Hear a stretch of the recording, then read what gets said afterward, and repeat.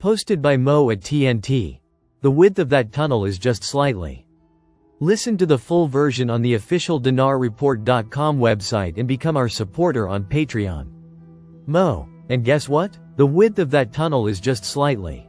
Did you know that the standard railroad gauge in the US, the distance between the rails is 4 feet, 8.5 inches? That might seem like an odd number, and there's a fascinating story behind it that stretches back thousands of years. Why was that gauge used in the first place?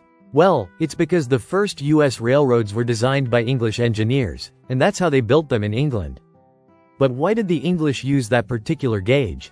It turns out that the first rail lines were constructed by the same people who built the old wagon tramways, and they used the same gauge.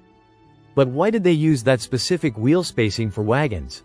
The reason goes even further back. If they tried to use a different spacing, the wagon wheels would break more often on the old, long-distance roads in England. You see, the wheels had to match the spacing of the ruts in those roads. And who created those ruts? The roads were originally built by Imperial Rome for their legions, and those roads have been used ever since. The ruts were made by Roman war chariots, which were all built to a standard width to accommodate the rear ends of 2 war horses. So, the standard US railroad gauge of 4 feet, 8.5 inches actually originates from the specifications of an Imperial Roman war chariot. Bureaucracies, it seems, have a knack for enduring the test of time. So, the next time you're handed a specification or process and wonder, who on earth came up with this? You might just be right in thinking it dates back to a couple of horses. Well, you know. Now, here's the twist.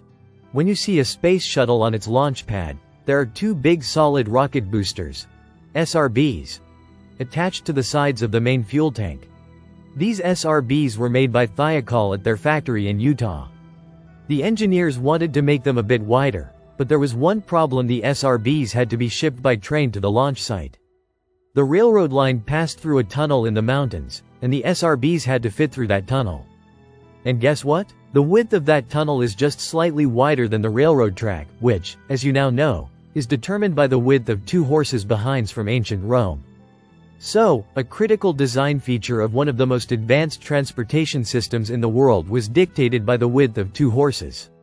Well, you get the idea. Who knew that the influence of ancient horses' behinds could reach all the way into the space age? Listen to the full version on the official dinarreport.com website and become our supporter on Patreon. Source: dinarrecaps.com